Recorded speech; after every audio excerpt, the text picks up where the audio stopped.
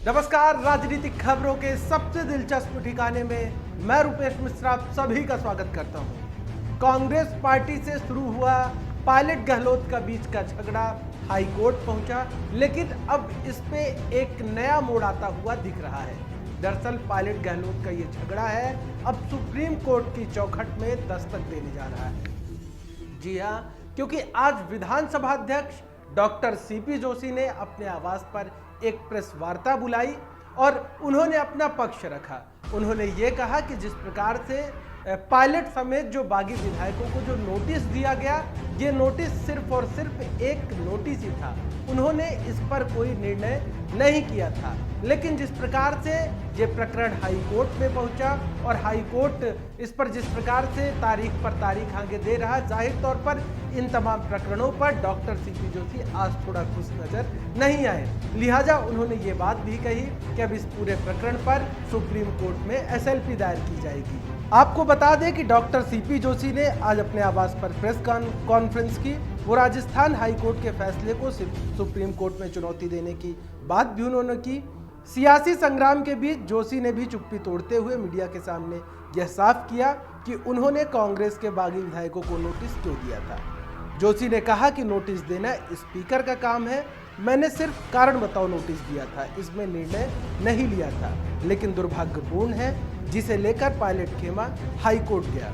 तो doctor CP Joshi ने आज प्रेस वार्ता में क्या कहा, सबसे पहले मोटी मोटी आपको बातें सुन लेनी चाहिए। जो डिस्क्वालिफिकेशन का काम है वो किस तरह से होगा और उसमें किसको अधिकार है, और वेल डिफाइंड करके उसमें कहा कि स्पीकर को इसमें अधिकार है और कोई भी कोर्ट स्पीकर जब तक निर्णय पर नहीं पहुंचे उसके बीच में इंटरवीन नहीं करेगा। ये कॉन्स्टिट्यूशन बेंच का फैसला है और आज दिन तक 92 से लगाकर आज तक ऐसा कोई एक भी उदाहरण नहीं है जहां किसी कोर्ट ने इस तरह के मामले में कोई निर्णय बदला हो।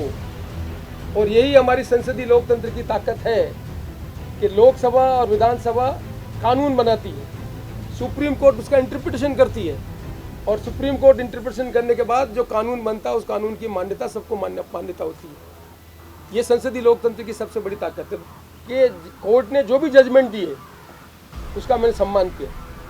मुझे पहले कहा गया कि 21 तारीख को हाथ तक रखूं, मैंने उसको भी स्वीकार किया। कल भी उन्होंने कहा, उसको भी मैं स्वीकार करता हूं। लेकिन यदि ये स्वीकार्यता का मतलब ये है कि एक अथॉरिटी और दूसरी अथॉरिटी के रोल के डिफाइन करने में एनक्रोचमेंट होता है, तो ये बड़ा खतरा है संसदीय लोकतंत्र के लिए। इसलिए मैंने आज निर्णय किया कि मेरे काउंसिल को सुप्रीम कोर्ट में एसएलपी देने के लिए मैंने आज कहा है कि सुप्रीम कोर्ट में ये एसएलपी दे कि क्यों हम we are heading for a constitutional crisis.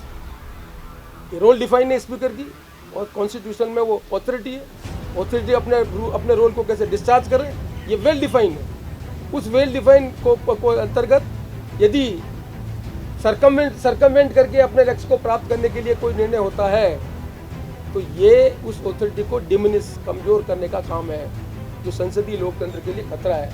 इसलिए हम कॉन्स्टिट्यूशनल क्राइसिस की तरफ बढ़ें उससे पहले मैंने ये उचित समझा कि सुप्रीम कोर्ट के अंतर्गत एसएलपी दायर की जाए।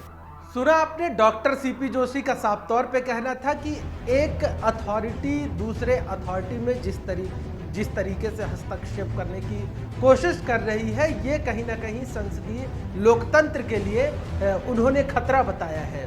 जाहिर तौर पर अब ये जो पूरा प्रकरण है अब कहीं ना कहीं अब कानून की धाराओं में और सियासी पेच में उलझता हुआ नजर आ रहा है। डॉक्टर सीपी जोशी का ये भी कहना था कि विधानसभा अध्यक्ष के पद की एक गरिमा होती है और उन्होंने जो भी काम किया विधानसभा अध्यक्ष के नाते उन्होंने नोटिस भेजा था।